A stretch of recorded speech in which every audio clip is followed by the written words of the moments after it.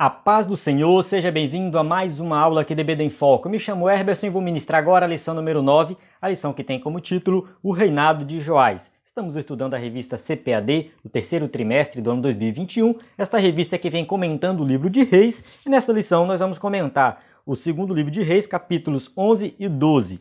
Uma vez que na lição anterior nós estudamos o capítulo 5, dá um salto muito grande. Então eu recomendo você a ler os capítulos 6, 7, 8, 9, 10, até chegar nos capítulos 11 e 12, para você entender todo o contexto. Isso é muito importante, nós frisarmos isso aí, para que você possa ter essa compreensão mais geral aí do texto bíblico. E esta lição número 9 vai falar de um rei, né, que começou a reinar ainda menino, que tem uma história bem interessante, com lições preciosas para a nossa vida. Este vídeo aqui é o vídeo de destaque da lição. Eu sempre explico isso no começo, porque tem gente que está chegando pela primeira vez e precisa entender. Este vídeo vai ser um vídeo até um pouco mais curto, pelo menos eu espero que seja, me programei para ser um vídeo um pouco mais curto, mas tirando algumas dúvidas, porque o meu primeiro vídeo, que foi postado na segunda-feira, deu tudo certo, postei cedo, com antecedência. É o vídeo que eu fiz com slide, seguindo toda a revista. Eu me alonguei bastante nele, foi um vídeo de mais de 50 minutos, onde eu detalhei bastante as questões aqui da lição, tirei algumas dúvidas, uns errinhos aqui da lição, um errinho simples aqui, esclareci bastante coisa lá, então eu recomendo fortemente que você assista esse vídeo. Olha, às vezes eu gravo o vídeo, depois eu assisto e falo assim, não ficou muito bom não, mas eu vou postar. Mas às vezes eu gravo o vídeo e eu assisto e falo, nossa, esse aqui ficou muito bom. Este vídeo anterior, que foi postado na segunda-feira, ele ficou realmente muito bom, porque eu procurei realmente me aprofundar e tirar bastante dúvida aí com relação ao conteúdo da lição. E agradeço a você que já assistiu esse vídeo, comentou lá, o seu comentário é muito importante. Eu fiquei muito feliz em ver vários comentários, o pessoal comentando lá, realmente assim, me motivou bastante. O comentário, tanto positivo quanto negativo, ajuda, porque o comentário, né, é uma crítica, né, assim, negativa, né, falar, o vídeo foi ruim. Para mim, eu tomo como uma crítica construtiva, para que eu possa melhorar. Então, se o vídeo foi ruim, você pode falar, irmão, eu acho que você falhou aqui, e é melhor, e aí eu procuro melhorar no próximo. Se o vídeo foi bom, você pode falar que foi muito bom, e isso vai me motivar e, enfim, fazer com que eu me sinta até mais responsável por esse conteúdo aqui para produzir um conteúdo melhor. Bem, falando isso, tá? Falando do primeiro vídeo, assista o primeiro vídeo, vou deixar no link da descrição, tem no site do EBD em Foco, tem no nosso canal do YouTube, basta pesquisar EBD em Foco, você vai encontrar aí. Nós vamos entrar agora no conteúdo da lição e eu falei uma coisa no primeiro vídeo que ficou alguma dúvida, né? Porque a lição fala que Atalia era neta de Acabe. Tá? Neta de Acabe. Isso foi um erro da revista. Não sei se foi um erro de digitação. No livro de apoio está certo. Tá? O livro de apoio está aqui dizendo que ela era filha de Acabe, tá? E não neta de Acabe. Logo no comecinho estava lá assim, este se casara com Atalia. Eu falo Atalia, tem gente que fala Atália, enfim. Atalia, filha de Acabe. Então a gente tem aí no caso o rei Jeorão ou Jorão. Eu prefiro falar Jeorão, a tradução Jeorão, que fica diferente do Jorão, que é reino do norte, e Jeorão é reino do sul. Tá? Então, lá no primeiro vídeo, eu coloquei uma árvore genealógica. Vou ver se eu coloco aqui também para você ver essa árvore genealógica. Você vai observar que a família de Acabe, que é reino do norte, se une com a família, né, de Jeosafá, que é rei do sul. No caso, Acabe e Jeosafá são os reis mais antigos, né? Então o filho a filha de Acabe, que é Atalia, se casa com o filho de Josafá, que é Jeorão. Então forma ali uma união entre as famílias e tem o próximo filho, que é Acasias, e depois Joás. Então Joás, que é o rei estudado nesta lição, é neto de Atalia. Então ele é filho de Acasias, que é filho de Jorão, que foi casado com Atalia, e Atalia é filha de Acabe. Então une os reis, esse casamento aí acaba sendo a mistura das famílias do reino norte com o reino do sul. A questão toda, a dúvida maior dos irmãos, não é nem se Atalia é filha de Acabe ou neta de Acabe. A dúvida é se ela é neta ou é filha de Onri. Onri foi o pai de Acabe. A confusão toda está aí, porque nós temos o texto bíblico de 2 Reis 8:26 afirmando que ela é filha de Onri. 2 Reis 8:26, você pode conferir aí, tá? Eu esqueci de deixar marcado aqui, mas tá fácil de achar. Essa Bíblia que eu gosto muito dela, porque eu já vou direto, né, no versículo, consigo achar fácil. Então, 2 Reis 8:26 fala assim: era Acasias de 22 anos de idade quando começou a reinar e reinou 1 ano em Jerusalém. Sua mãe, filha de Onri, rei de Israel, chamava-se Atalia. Então, vamos lá, é filha de Onri. Aí todo mundo fica, meu Deus, então ela é filha de Onri ou ela é filha de Acabe? Tem algum versículo bíblico que fala que Atalia é filha de Acabe? Tem. Vamos lá, 2 Reis 8, aqui,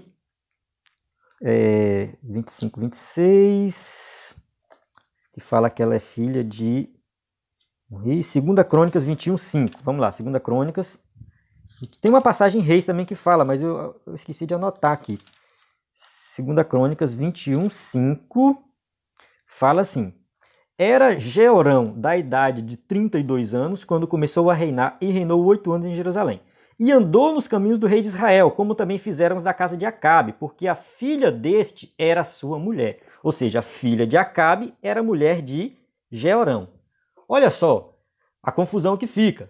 Lá em Reis está dizendo que ela era filha de Onri. Aqui em Crônicas está dizendo que ela era filha de Acabe. A mulher de Jeorão era filha de Acabe. E quem era a mulher de Jeorão? Atalia. Aí não cito o nome dela, mas fala que a esposa de Jeorão era filha de Acabe. E o outro texto diz que era filha de Onri. Aí fica a confusão. A Bíblia está se contradizendo, tem erro na Bíblia, ela era filha de quem? Tem toda essa confusão. Mas vamos lá.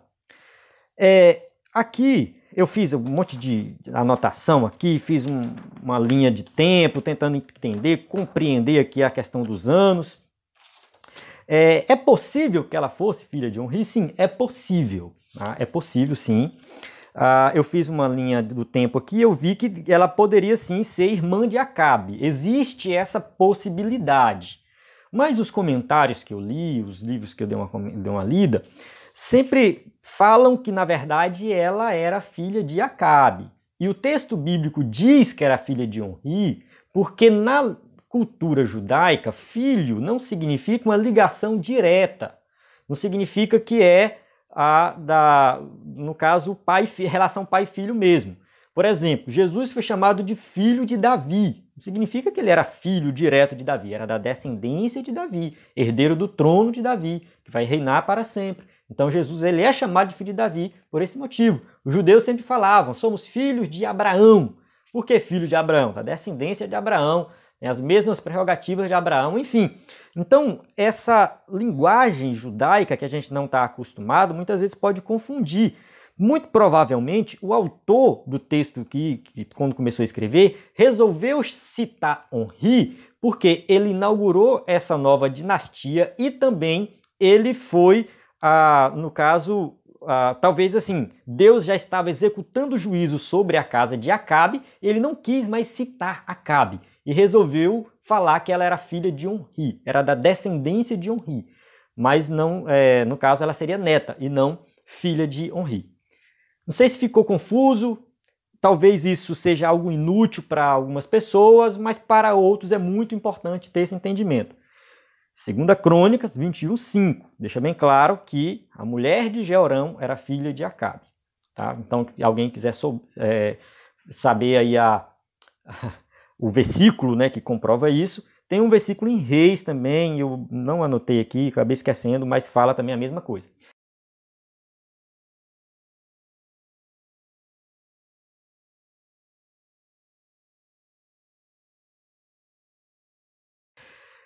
Quem baixou o slide do DVD em Foco, tá errado o slide que fala isso. Bem no slide da genealogia tá errado, mas é fácil de corrigir. Você pega o slide, abre no PowerPoint, apaga. Eu coloquei uma referência bíblica lá que tá errada, eu não sei nem... Depois eu fui ver aquilo, meu Deus, o que eu escrevi aqui? Apaga e coloca lá, 2 Crônicas 21, 5, que é o versículo que comprova que ela era filha de Acabe. Saindo fora dessa confusão toda, A história vai girar em torno aí dessa Atalia, porque como ela era filha de Acabe com Jezabel, ela veio com os seus deuses, né, adorando a Baal, e com certeza ela se tornou gananciosa pelo trono. Quando Jeú, que foi chamado, ungido, para executar juízo sobre a casa de Acabe, né, Jeú veio, matou o rei Jorão do norte, tá? E depois ele matou Acasias, que era o rei do sul. Olha, presta atenção, Jeú foi chamado, no caso foi ungido ali por Deus, né, através do profeta Eliseu chamou um dos profetas e mandou ungir Jeú, rei de Israel. Ele foi lá, executou o juízo. Vale ressaltar que Jeú, o texto bíblico diz que ele era filho de Josafá, só que não é o Josafá, rei do sul, rei de Judá, é outro Josafá. Então Jeú era filho de um tal de Josafá e neto de Ninsi. A gente não tem informações sobre esse Josafá e sobre este Ninsi.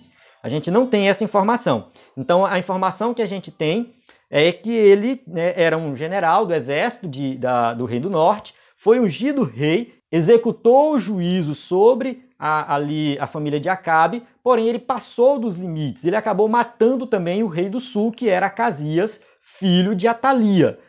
Atalia viu aquela situação, ela era oportunista, resolveu também matar os filhos de Acasias, ou seja, seus próprios netos. Ela matou seus próprios netos para tomar o trono e se tornar rainha em Judá, que é o reino do sul, uma vez que a sua família toda foi destruída no reino do norte. Jeú errou ali no seu chamado, porque se ele fosse cumprir o seu chamado, ele deveria matar Atalia também, porque ela era da família de Acabe. E ele não mata Atalia, ele mata o marido dela, no caso o filho dela, né? O marido dela não, o filho dela, Acasias. Mata Acasias e deixa ela viva, e ela reina no lugar de Acasias, no lugar do filho. E um dos filhos, que foi Joás, foi levado pela tia, que era mulher do sacerdote, escondido, e foi criado ali aos pés do sacerdote até os 7 anos de idade. Então ele foi reinar ainda criança e teve o auxílio do sacerdote. Então essa é a história aí de forma resumida, que eu recomendo você ler o texto bíblico para compreender o que, no caso, a história completa, né?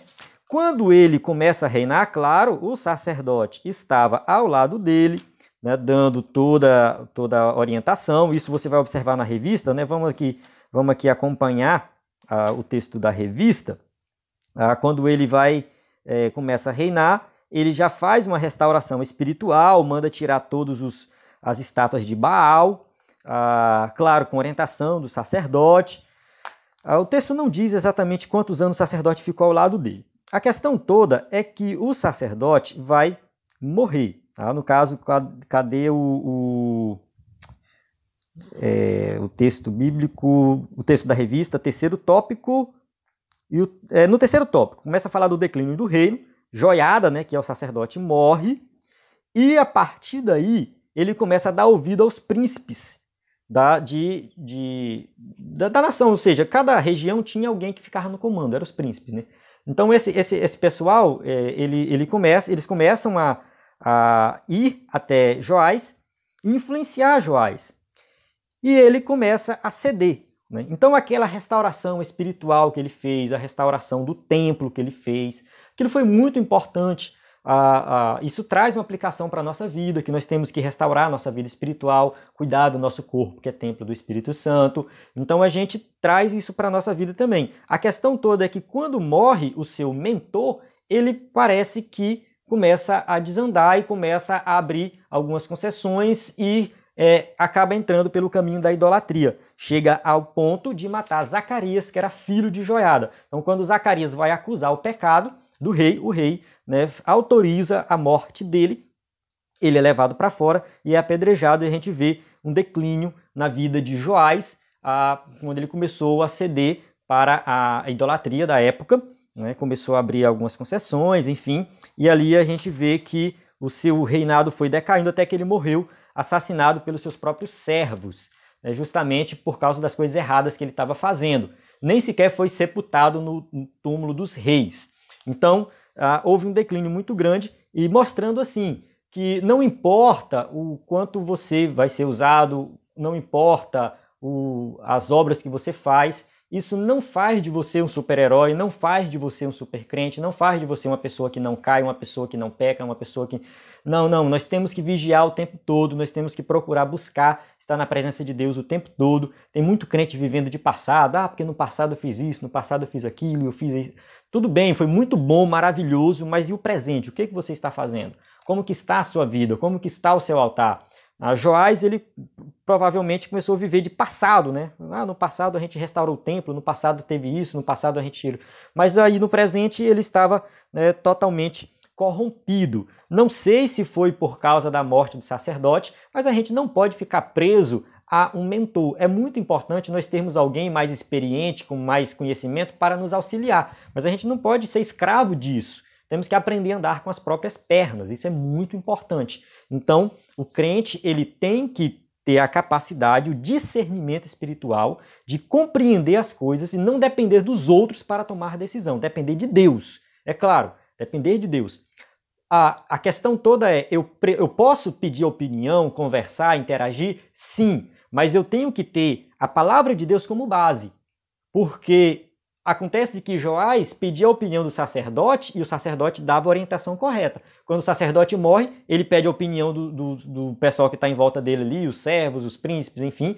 Quando ele pede a opinião desse povo, a opinião é totalmente contrária às Escrituras, ferindo claramente a lei de Deus, e ele não sabe fazer esse filtro e acaba cometendo, né, um grande pecado, que é o pecado da idolatria, e assassinato e tudo mais. Então, quando a gente se baseia na palavra, aí é totalmente diferente. Então, Joás ele teve pontos fortes na vida dele, pontos positivos, mas também teve os pontos fracos, pontos negativos. A gente tem que analisar isso aí e ver como que a gente vai viver a nossa vida diante de Deus, né, procurando, né, o que fazer e o que não devemos fazer. Amém? Então, eu encerro aqui. O conselho que eu dou para você que é professor da IBD, vai ministrar a aula na IBD, é não ficar muito preso a essas questões de genealogia, de filho, neto. É importante. Se possível, né, faça um diagrama, faça um desenho, use o slide, esclareça isso. Mas se o tempo for curto, foque no contexto geral da história e faça as aplicações. Procure explicar a história de forma geral e faça as aplicações corretas. Eu sei que vai ter aqueles alunos que vão querer ficar 40 minutos debatendo a genealogia. Eu lembro até da passagem de Paulo, né? Muitos ficam presos a genealogias intermináveis. Lá no Novo Testamento, não lembro qual é a carta de Paulo agora que ele fala isso. Ele dando a orientação, eu acho que é Timóteo, se não me engano.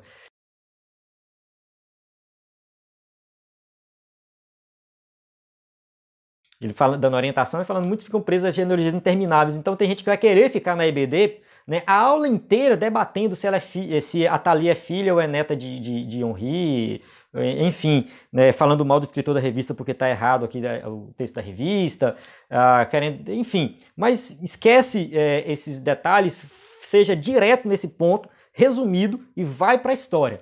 Porque o objetivo é nós vivermos melhor como crentes, como pessoas, como servos de Deus, através da história de Joás. Amém? Então eu encerro aqui. Qualquer dúvida, deixe seu comentário. Peço perdão se o vídeo tiver ficado superficial, se tiver ficado confuso, mas é porque realmente eu recomendo você assistir o primeiro vídeo. Tá? O primeiro vídeo ele é bem completo, 50 minutos de aula, mais de 50 minutos de aula, bem completo, com slide que você vai compreender melhor a aula lá. Então eu recomendo você assistir. Os vídeos se complementam, tá? Se complementam, mas eu recomendo você assistir lá. Amém? A paz do Senhor. Até a próxima aula.